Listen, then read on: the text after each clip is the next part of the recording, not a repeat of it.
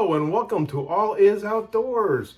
Today we are going to look at our 2024 goals for the year. Figured it was about time to get that out since we're getting to the end of January. I was going to set them back here, but they're hard to read, so I'm going to have to hold on to them here. So here we go. We got them broken down into two categories. One is fishing, the other is hunting. So fishing, we're looking at 5 new locations. So 5 new bodies of water I'd like to get out and hunt, fish this year. I have a Tracker, Pro Team 175 boat, and you just can't get to some of these smaller ponds, lakes. Sometimes there's not a boat launch, sometimes there's not a launch that you can actually get your boat into. Sometimes there's regulations where you can't put a motorized boat over a certain horsepower.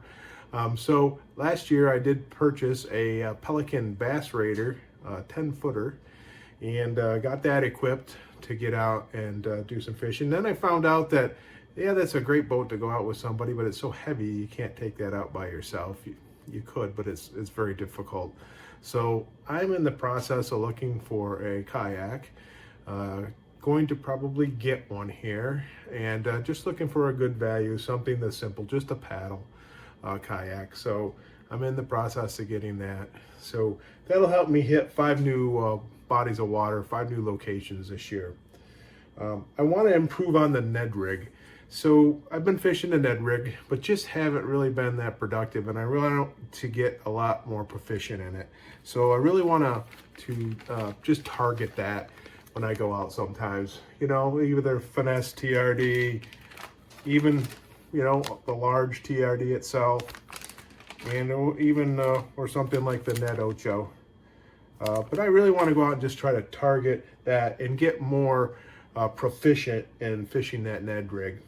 The next thing is new baits, gravity baits. So I'm really confident with Senkos and using the Senko, and I figured, you know, the gravity baits are kind of the same type of fishing technique, just a different style of bait. Poop bait, gravity bait, whatever you want to call it, but I'd like to get out there and try to do that, try to focus on that technique.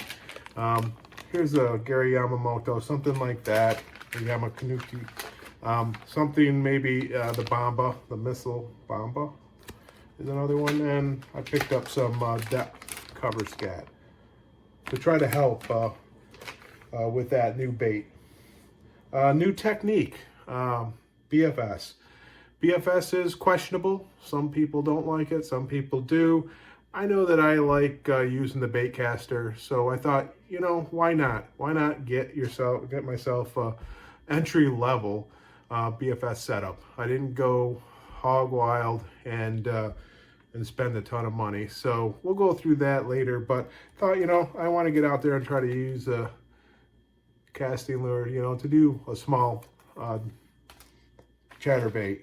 Maybe really what I wanted to do is here's a 1/16 ounce Texas rig weight, and probably use the burrow bug here from Mule Fishing and see if I can catch some fish on that. But really I wanted to go out and try to do that. That'd be my new technique for the year.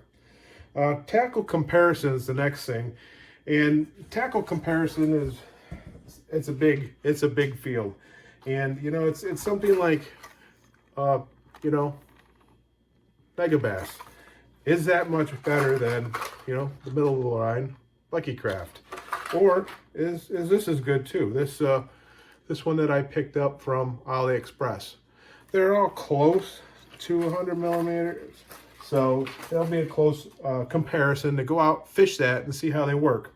Another thing would be, you know, here's a flat-sided crankbait. Here's a 6 cents, you know, a big company, good crankbait. Here's Monster Bass. It's got one now, and they're trying to get into that market. Nice looking flat side, or, you know, something like this. This is a real custom art lure. So they paint their own, they make it, paint their own. So compare those, see how they are, see if you need to go with the most expensive, or some of the less expensive things will work, some budget friendly ones, or if the small companies are as good as the big companies, but just do a comparison. I really wanted to start looking at some of the smaller companies anyhow, maybe even in the subscription boxes this year.